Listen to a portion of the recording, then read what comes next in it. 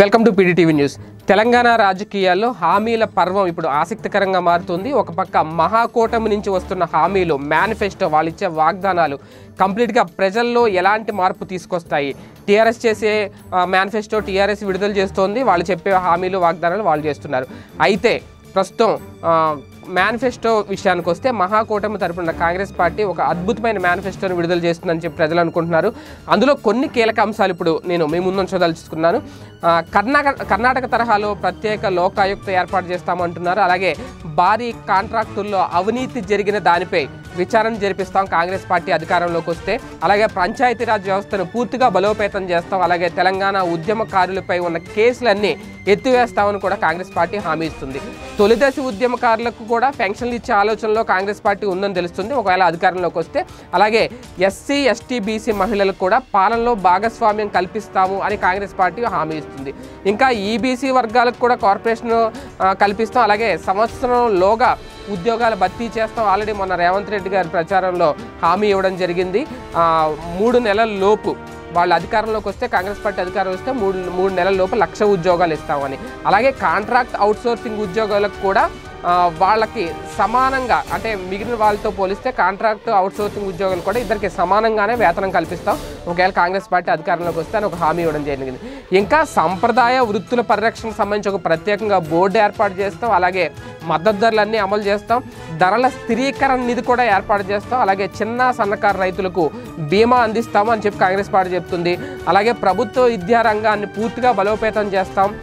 Private కాలేజీలకు ధీటుగా ప్రభుత్వ విద్యా సంస్థలు నడుపుతాం అని చెప్పి కాంగ్రెస్ పార్టీ ప్రజలకు హామీ ఇస్తుంది. అలాగే ప్రతి నియోజకవర్గంలో డిగ్రీ అలాగే జూనియర్ కాలేజీలు కూడా ఏర్పాటు చేస్తాం కాంగ్రెస్ పార్టీ అధికారంలోకి వస్తే అని చెప్పి మహాకూటమి తరపున కాంగ్రెస్ పార్టీ ఒక హామీ ఇస్తుంది. అలాగే పాఠశాల విద్య బలోపేతం చేయడంతో పాటు దానికి సంబంధించి స్వయం ప్రతిపత్తి గల కమిషనరేట్ను కూడా ఏర్పాటు చేసేందుకు కాంగ్రెస్ పార్టీ ఒక హామీ ఇస్తుంది. అంతేకాకుండా విద్యుత్ ఛార్జీల విషయంలో ఆల్రెడీ మన ఉత్తమ్ కుమార్ రెడ్డి అనౌన్స్ చేయడం జరిగింది. 200 యూనిట్లు లోపు కనుక కాలిస్తే ఎలాంటి విద్యుత్ ఛార్జీ చెల్లించాల్సిన అవసరం లేదు, ప్రభుత్వమే భరిస్తుంది. అలాగే ఇంటి పన్ను కూడా క్రమబద్ధీకరణ చేస్తామంటున్నారు ఒకవేళ కాంగ్రెస్ పార్టీ అధికారంలోకి వస్తే తెలంగాణలో. ఇక సింగరేణి విషయంలో కూడా ఒక హామీ ఇచ్చారు. సింగరేణికి అనుబంధంగా ఉన్న చిన్న మధ్య తరహా పరిశ్రమలు కూడా ఏర్పాటు చేస్తాం సింగరేణికి అనుబంధంగా అని చెప్తున్నారు. అలాగే సింగరేణిలో ఓపెన్ కాస్ట్ ఉండదు ఒకవేళ కాంగ్రెస్ పార్టీ వస్తే, అదొక హామీ కూడా ఇచ్చారు. దీంతో పాటు పెట్రోల్ ఉత్పత్తులను జీఎస్టీ పరిధిలోకి తీసుకురావడం జరుగుతుంది ఒకవేళ కాంగ్రెస్ పార్టీ అధికారంలోకి వస్తే కనుక. ఎందుకంటే ఇప్పటివరకు పెట్రోల్ ఉత్పత్తులను జీఎస్టీ పరిధిలోకి తీసుకురావాలనే ఒక బయట నుంచి ఒక డిమాండ్ అయితే ఉంది. దాన్ని బీజేపీ ప్రభుత్వం చేయలేకపోతుంది. ఒకవేళ కాంగ్రెస్ పార్టీ వస్తే మేము చేసి చూపిస్తామని చెప్పి కాంగ్రెస్ పార్టీ తరఫున ఇదొక హామీ, ప్రధాన హామీ. అలాగే రైతులకు ఒకే టైంలో, అంటే సింగిల్ టైంలో 2 లక్షలు రుణమాఫీ చేస్తామంటున్నారు ఒకవేళ కాంగ్రెస్ పార్టీ వస్తే. అంటే విడతల వారీగా కాదు, ఒక్కసారి 2 లక్షలు రుణమాఫీ చేసేస్తారట. అలాగే వృద్ధులు, ఒంటరి మహిళలు, వితంతువులకు, అలాగే చేనేత, బీడీ కార్మికులకు వీళ్ళందరూ కూడా నెల 2,000 పెన్షన్ ఇస్తానంటున్నారు. దాంతోపాటు పెన్షనర్ల అర్హత వయసు ఏదైతే ఉందో, అంటే వృద్ధులు అర్హత వయసు ఇప్పటివరకు 60 ఏళ్ళు దాటిన వాళ్ళకే పెన్షన్ ఇస్తారు. కానీ కాంగ్రెస్ పార్టీ అధికారంలోకి వస్తే దాన్ని ఆ వయసు పరిమితిని తగ్గిస్తున్నారు. 58 ఏళ్ల లోపు నుంచే, 58 ఏళ్ల తర్వాత నుంచే ఈ పెన్షన్కి అర్హులు, అంటే 58 ఏళ్ళ తర్వాత వాళ్ళు కూడా పెన్షన్ తీసుకోవచ్చు.